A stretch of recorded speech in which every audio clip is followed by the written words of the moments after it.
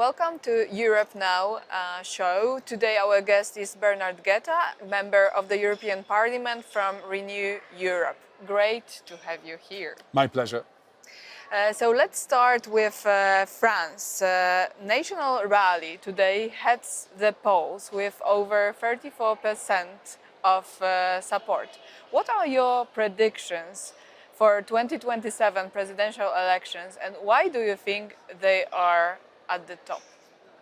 Well, first, I don't have any prediction because it's too difficult to predict an electoral result 15 or 16 months before the election. But yes, unfortunately, you're absolutely right. The far right is very strong in the polls. But let's not forget that there is a big difference between supporting a young fellow as Mr. Bardella as a leader of the opposition and as the next president of France in such difficult times. So, well, according to the figures in the polls, he's already elected, but I doubt it. We'll see. I have a question taking from what you're mentioning about Jordan Bardella. I would like to ask you, is the demonized far right still a far right? It's kind of philosophical, because you know there was this demonization effort on the side of Marine Le Pen and her party started in the last decade. And they are getting out to the people, to the younger people. They are less anti-European Union, less not anti-Euro anymore at all, not anti-NATO, not pro-Russian even. So are they still far right? Oh yes, definitely yes. But they are much more careful now because they understood that the huge majority of people, not only in the entire Europe, but also specifically in France, don't want to leave the European Union, don't want to organize an exit of the common currency and so on and so on. So they keep telling, no, we will stay in the European Union. We love Euro, we love NATO, and so on and so on. But they don't. They are simply very careful. How do you know? Because I know those people. And let's take a look also at their vote here in the European Parliament. They don't support any kind of help for Ukraine. And it rings something. Okay. Now I would like to ask a question that only you as a Frenchman can answer me and us outside of France. So why do you think that 79% of the French disapprove of Emmanuel Macron, while outside of France he seems like one who has guts to stand up for united Europe, and who stand up against Donald Trump, to stand up for European sovereignty? Why the French people dislike him so much? Because we have a huge debt, national debt. Is it his fault? You know, he's in charge for now 8 years. And so partly partly yes. And in any case, the people do think that this is his fault. And aren't these the very same people who would like more social support?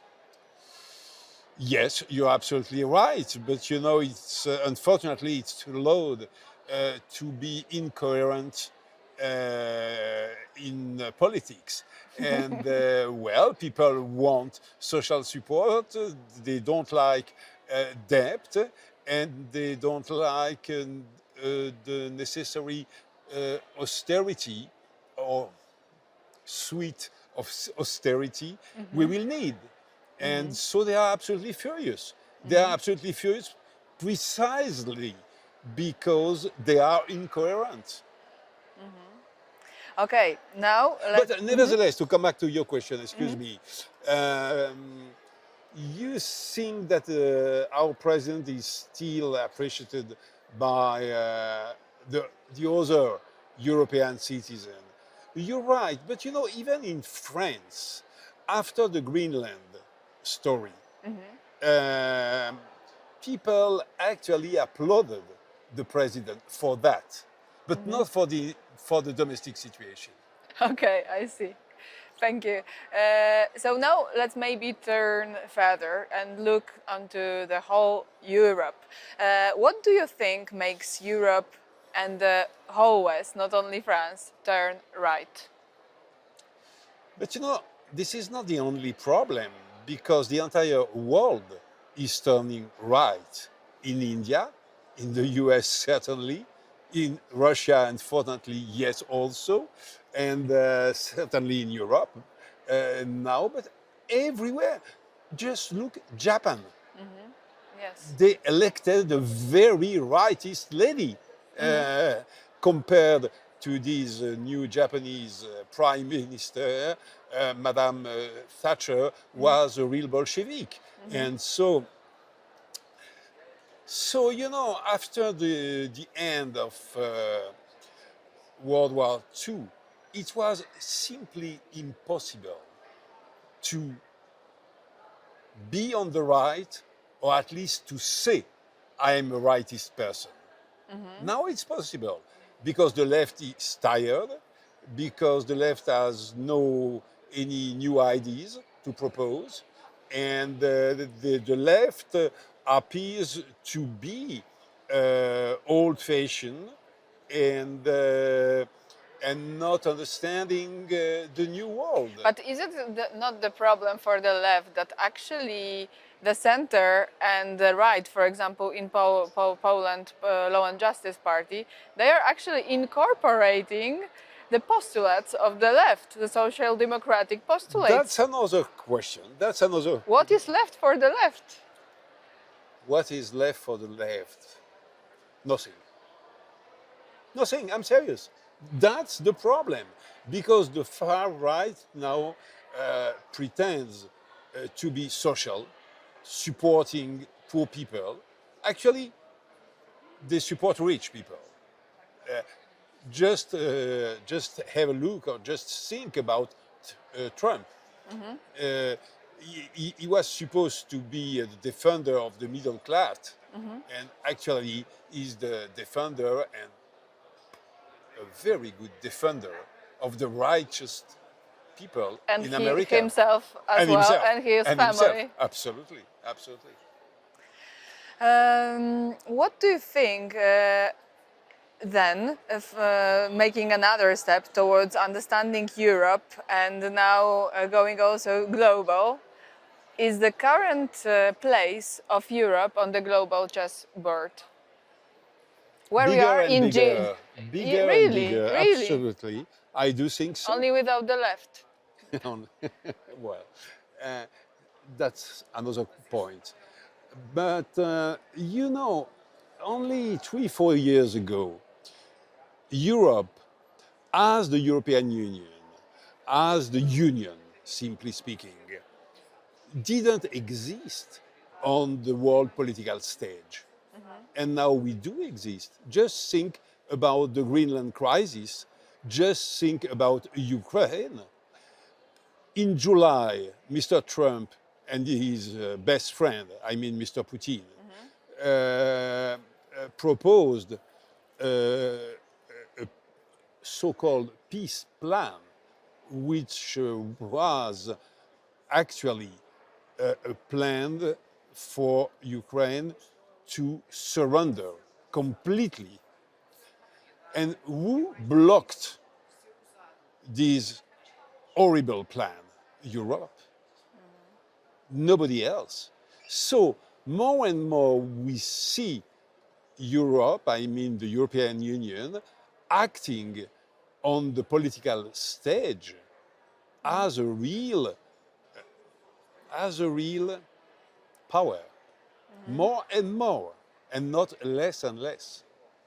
Okay, but being independent like we were in the cases that you mentioned doesn't mean being strong.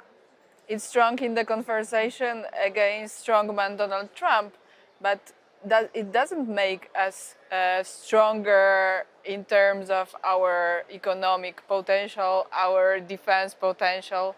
We For could, now, it's just words. no, we could be certainly, yes, much more powerful, richer also, with an economy much stronger. But nevertheless, we have 450 million citizens, plus UK, plus Norway, plus Western Balkan, plus Canada. We, we, we are not nothing. We are not nothing. We are much more powerful than we think. That's very strange. You don't hear. We underestimate ourselves. We cannot hear such words too often because probably, maybe not all, but most power parties and therefore also most politicians in Europe are actually exploiting some kinds of anti-European, European, EU-phobic emotions. So, you know, if they don't have any scapegoat in their countries to attack, they are just saying, oh, that's because of Europe.